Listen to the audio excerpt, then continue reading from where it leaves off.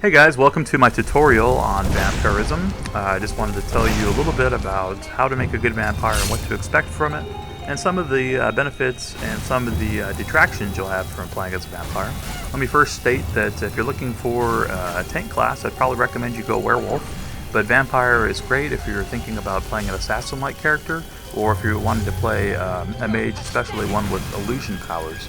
So I'm going to start first by talking about the different races you can choose and what are better and which are worse for vampires.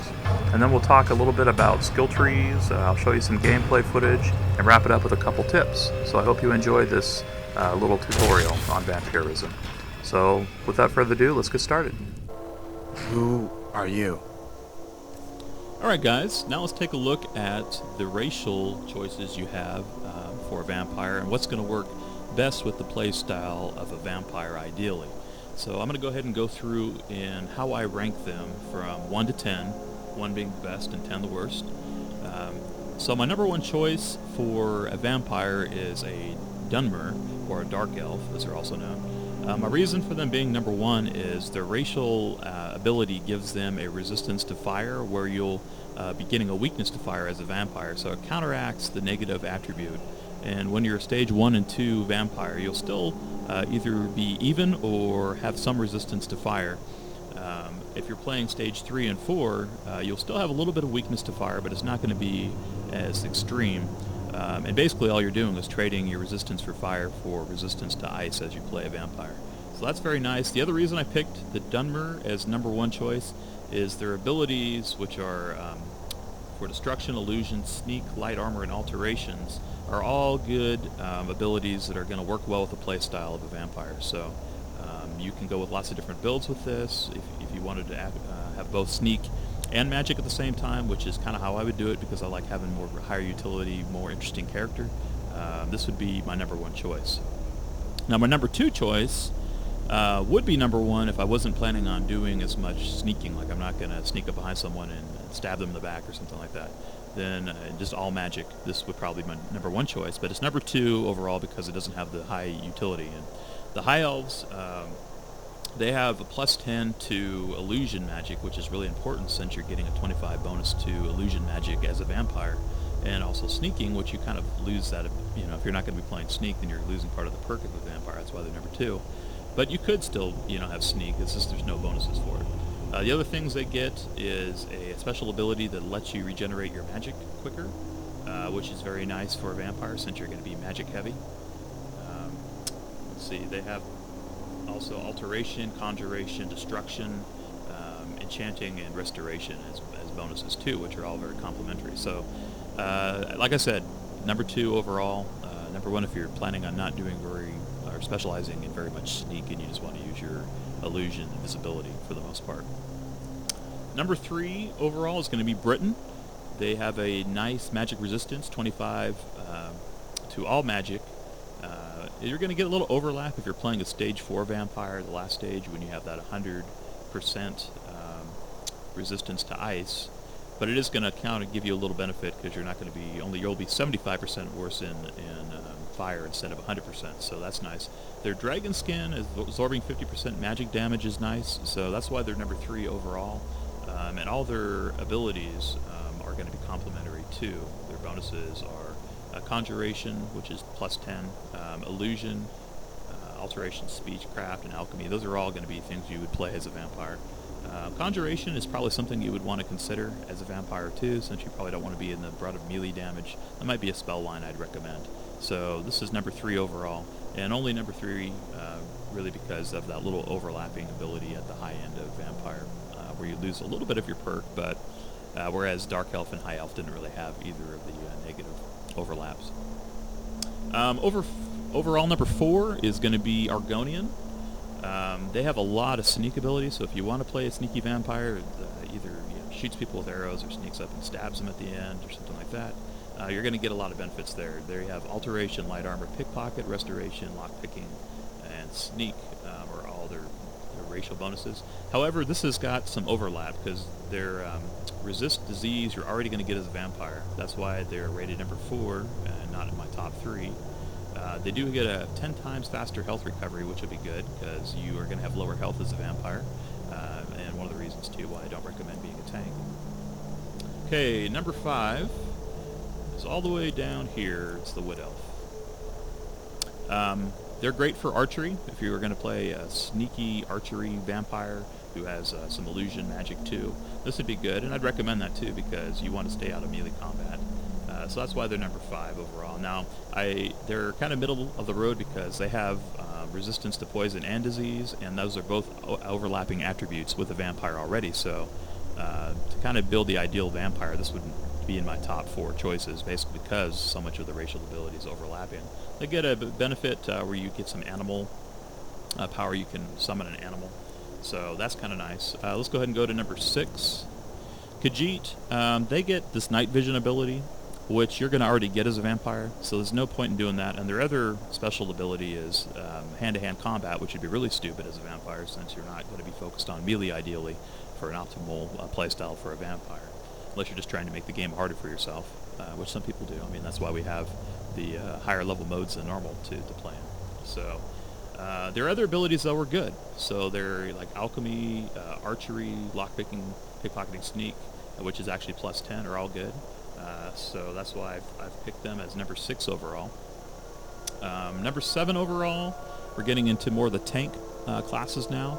This is probably the best, if you want to play tank, this is probably the best one to choose because they don't have any overlapping attributes with a vampire, so you're not losing anything initially when you choose your character.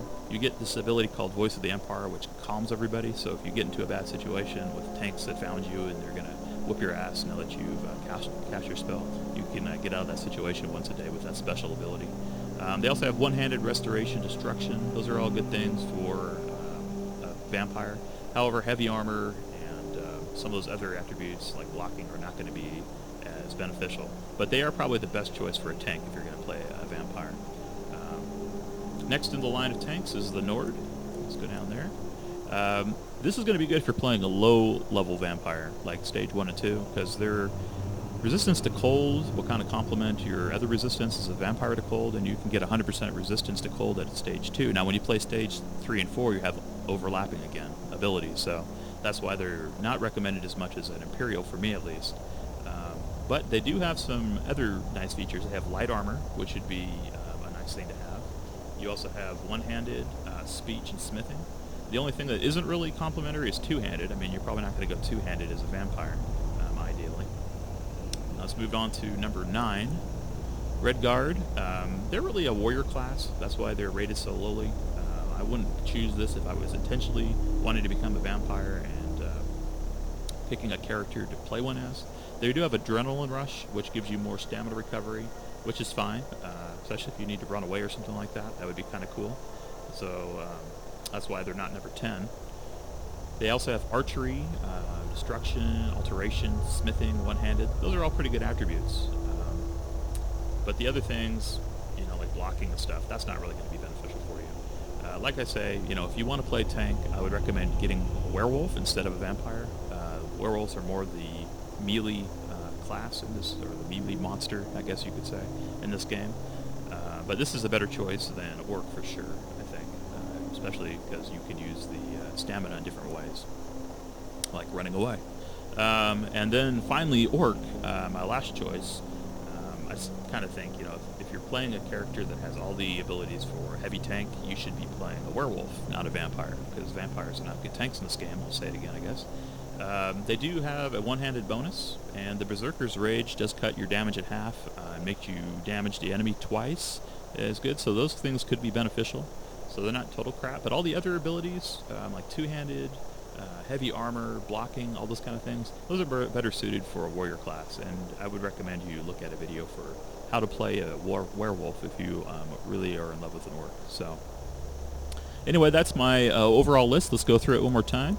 So number 1 for me is Dark Elf for a vampire. Number 2, High Elf. Number 3, Breton. 4 is Argonian. Number 5 is Wood Elf. All right. Number 6, Khajiit. Number 7, Imperial.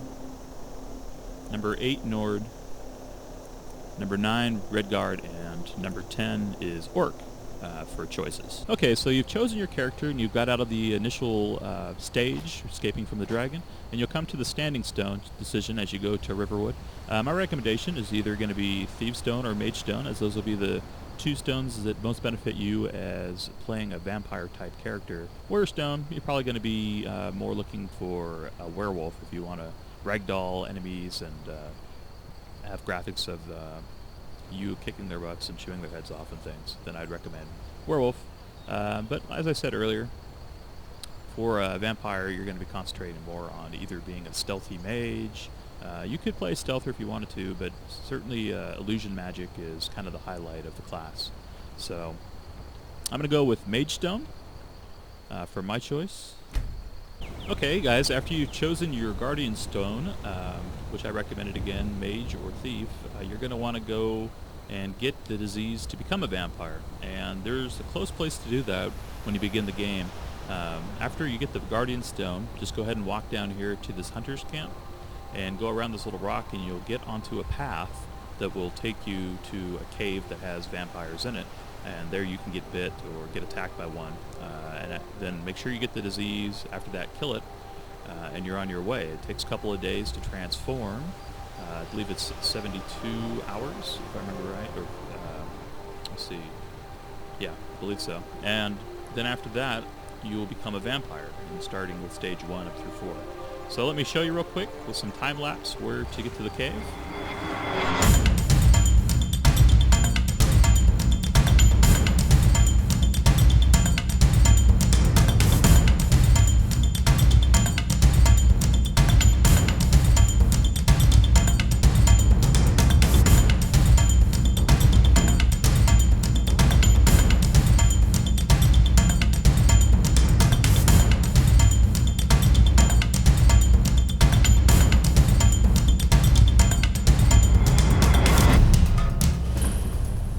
Alright, so here it is, Shriekwin Bastion discovered. So after you find this, go ahead and go in the main door here.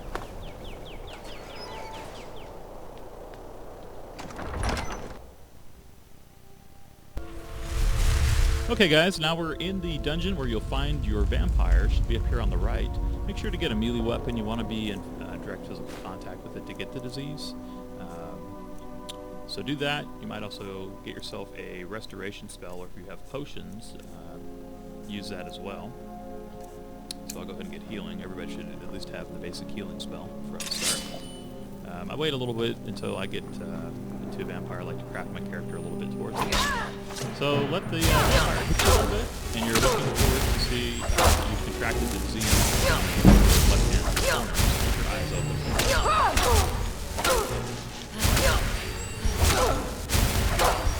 Might take a while sometimes. Slow. Slow, then back off. Let yourself heal a little bit.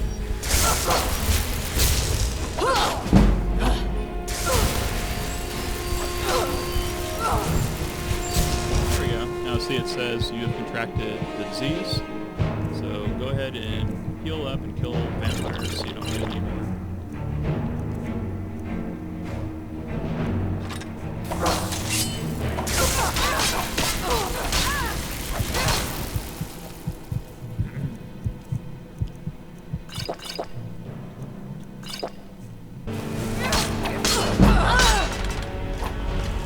Alright, so now you're done. You can either leave the cave now, or you can go ahead and finish it up. Doesn't really matter. What you're going to want to do now is don't use any cure disease potions, and don't go to any of the temples and pray to any of the 8 or 9 gods, depending on where you're at. You should see down here an active effect. It says reduced health, and sanguinar vampirus is the name of the disease, I guess. But that's what you want to see. You want the reduction in health 25. And you're going to wait. You can wait 3 days by doing T and over and over to get your disease immediately, or you can just hang out and play the game for a couple days. And that's it. That's what you need to do. So let me show you once again here on the map where this is. Here is Riverwood, and you start here at Helgen with your character, and you come down to the Standing Stone, and you're going to follow the lake, which comes to a path all the way down here, and the path does actually turn up to North Shriek Wind Bastion, excuse me. So go in there, get attacked by a vampire, make sure to save and stuff too, until you get the disease, and that's the basics of getting started. Okay, so what I'm going to recommend next is come into the Riverwood Trader and see if you can find an illusion spell for sale. So you can get Fury, which is a good spell to start with. This is the one that will make enemies attack each other. Alright, another place you can pick up some illusion spells is from the Court Wizard here at Whiterun. And let me show you where that is real quick. This is the internal map of Dragon's Reach. Whiterun's here, this whole little town, and you start here. You start here actually from Helgen. You go to Riverwood first, that's where I recommended to get some of those initial spells, and then if you want spells beyond that, you can also get them here from the Court Wizard. This guy. And just Come go to Dragon's books. Reach, spells and incantations. And what I'd recommend, probably for your first spell, if you don't get anything else, is going to be Muffle. Where are you, Muffle? Here it is, this spell right here. This will help you get your levels up pretty quickly in Illusion. You should get to level 50 probably, get your Silence spell as priority if you're going to be playing a Stealth Mage Vampire. So I'd recommend getting that, and let's see, what some other important ones. Got Fury, which I already bought. Calm is a good one. It's a little bit higher level spell, but you'll need it later. And let's see what else. Of course, always good to get healing spells, even though that's not really related. Conjuration's also a good spell line you might consider, and Destruction. If you're Dark Elf too, it makes more sense. So you can do Destruction spells from Stealth, which can work pretty nice if you don't want to go physical weapons. So pick up what you need, but those are probably the most important. Fury, Calm, Muffle, those are probably the best 3 illusion spells to start with. Alright, I'm getting ready to do Bleak Falls Barrow, and I thought I'd go ahead and play it as a vampire. So right now I'm waiting for the required time to actually become a vampire. Alright, so you'll see this. It says your blood boils and you become a vampire, and now you have the powers for a vampire.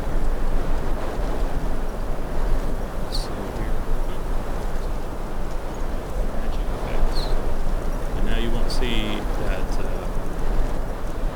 reduction in health anymore, but depending on which stage of vampire you're in, you will automatically have that triggered too. So you are weak to fire in stage 1, but you get some pretty cool stuff. You get resist poison 100, resist disease, and you also get better both stealth and also better illusion spells all the time, no matter what stage of vampire you're in. So that's why this is best suited for non-melee characters. So it's going to be either playing a stealther or mage, and ideally both.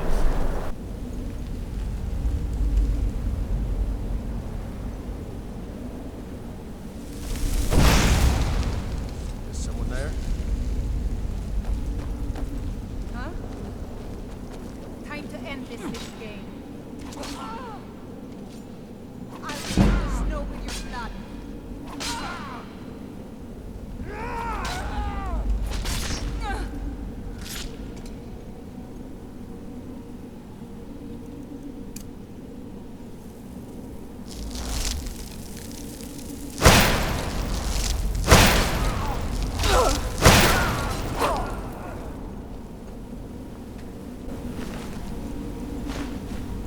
That worked pretty nice.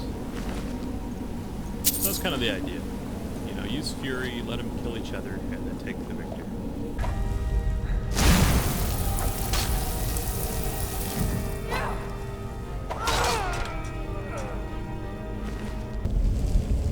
Some of the other things you get as a vampire are these special attributes here, and depending on what level of vampire you are, stage 1, 2, 3, or 4, these will grow in power, especially the vampiric drain. Right now it's at its weakest form, but this is a spell that will drain health from the opponent does right now like 2, but when you get up to 2 per second, but when you get up to higher levels, more effective at 5%. So it becomes very hard for an enemy to kill you. Of course, these receivers, it's something hitting them a lot harder to do.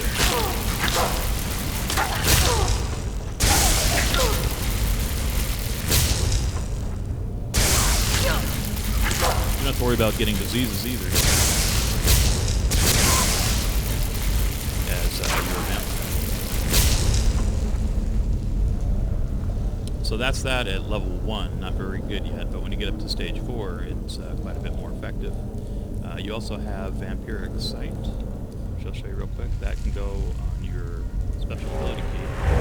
So you can see great at nighttime. Everything kind of goes monochrome, but it's something you can toggle on and off. So if you like having that ability at night to see a little bit better in dungeons, that's another skill. Like I said, you can use it as many times as you want. It's just on a toggle on your special abilities key. So that's pretty neat. And one of the reasons why I don't recommend going Khajiit, because you're already going to get this ability as a vampire.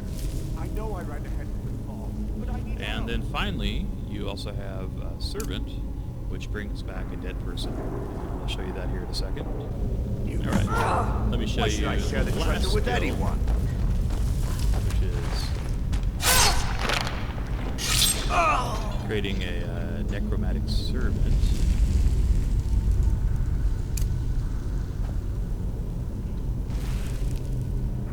There we go.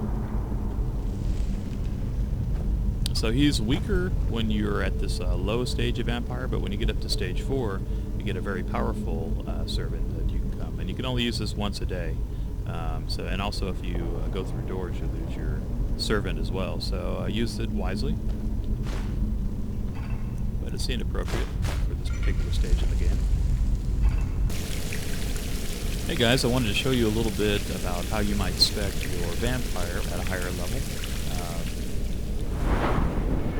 Let me show you what I did. I decided to go kind of the basics in rejuvenation, mostly for recovery and respite, since in the daytime you're not able to recover your stamina in sunlight. If you do get into a fight out there, you need to be able to heal yourself somewhat, so I did that. And fast healing seems to work pretty well. Did one line of destruction because I'm a dark elf, and I wanted some immediate DPS, especially if there's just 1 or 2 enemies in a room, and I can't really take advantage of the illusion magic I have as well.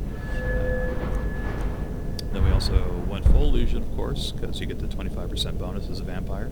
So I did everything but the dual casting, as it's not very beneficial. Sneak, of course, I got almost everything in sneak. I left a little bit off here. I didn't do the 5 out of 5 because for only 5%, it doesn't seem worth it when I'm already getting 25% bonus for being a vampire. So didn't do that, but it's been fine. Light armor, just this side basically, so I can get faster stamina recovery, and then also the light armor weighs nothing too, to go for stealthing, just carrying things in general. One-handed, went ahead and just did the basics, 5 out of 5 there, and then you could do Savage Strike and less stamina. I try not to use too much melee on this character, but it's nice to have the option. And then smithing, of course, just so I can improve the armor I find out there, which seems to be fine, seeing as I'm not focused on standing in front and tanking someone. This is very good. I thought about going full alteration and using cloth, but this is fine, and it kind of fits my playstyle more. So this is something you might try out. There's also Conjuration, which I didn't do, but that's a viable line as well for a vampire. And you could also go something besides ice. I just like ice because it keeps melee people at bay. You can freeze them and stuff too, and takes away their stamina. So that's what I decided to do for my vampire. And now I'll show you some playthrough footage of how I set up my character too. All the extra vampire abilities I have on my quick bar, along with the spells I use the most. Mostly illusion spells, but then I also have my ice spells and utilities too, basically like detect life, detect death through alterations, and important stuff too, like your ebony flesh. I use that often for a little bit more armor in case I am going to go a melee for a little bit. And then Ancestor's Wrath, that's just something I get as a dark elf. Just a little extra damage, but it can be nice.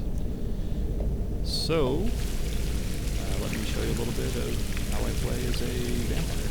It's kind of a stealth mage type of class. What was that?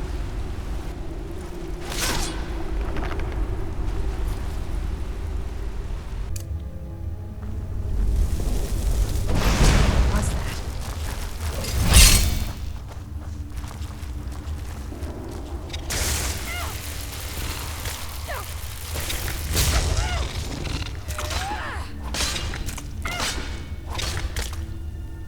Mercy!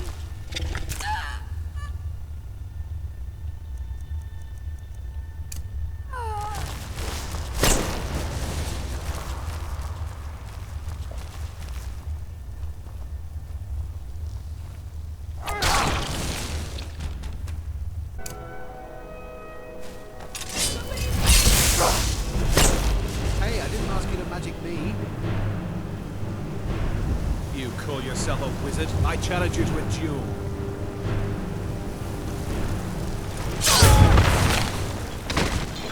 You might be interested in playing a vampire, but maybe you're not sure you want to stay with it. So you might be wondering, well, once I do it, how do I undo it? So here's a couple easy ways to revert back to normal human form or werewolf form if you don't want to play vampire anymore. The first is to do the quest in Whiterun from the companions, and you do become a werewolf, and that automatically cures your vampirism. Second is a vampirism cure quest you can get in Morthal from Phaleon. You just fill a black soul gem and he takes care of the rest essentially. And the third and easiest is just to put in this console command if you're on the PC, and that will cure you right away, but that's PC only. So hopefully that helps you in case you're not 100% sure you want to do a vampire. Alright, at level 3 of vampirism, you'll notice that you're at 75% weakness to fire. And if you plan to continue to go to the shops and stuff, you might consider going to feed now, or you can wait till 4 when all the NPCs will become aggressive to you, and the guards and whatnot. But this is the last stage, stage 3, that you can be in and not have to deal with that. They do increase your powers a little bit too. So you get control of creatures up to level 18. You get a powerful dead body to come fight for you instead of a weaker, which is nice. The calm spell you already really have if you're an illusion, so it's not as useful. And then of course night vision, you already have that. So it's a little bit better. But really, the main benefits, the stealth increase and the illusion increase, never go away. So these are just kind of fringe benefits.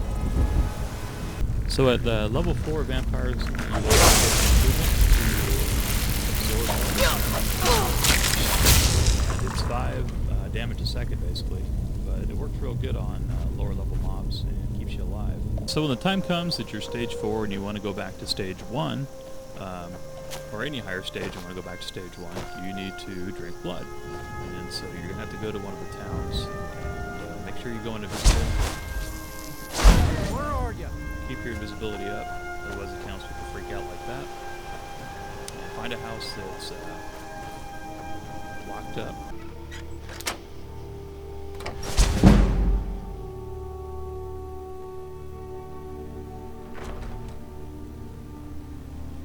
What you're going to do is to sneak over to them, not to trip on anything.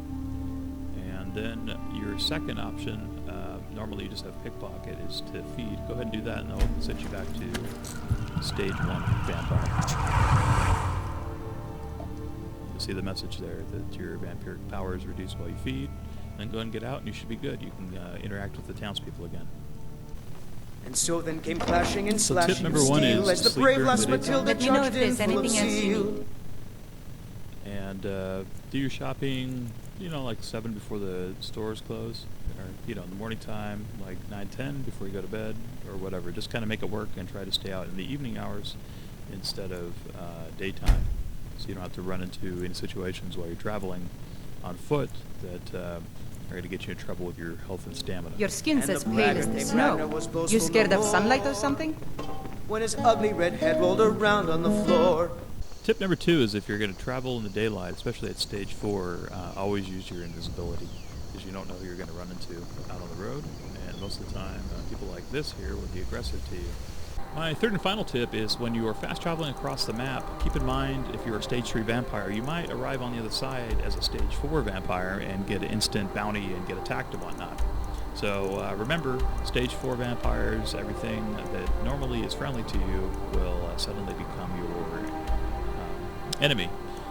So keep that in mind, including spouses, and I think I've heard even some of the companions will freak out if you're a vampire. So keep that in mind.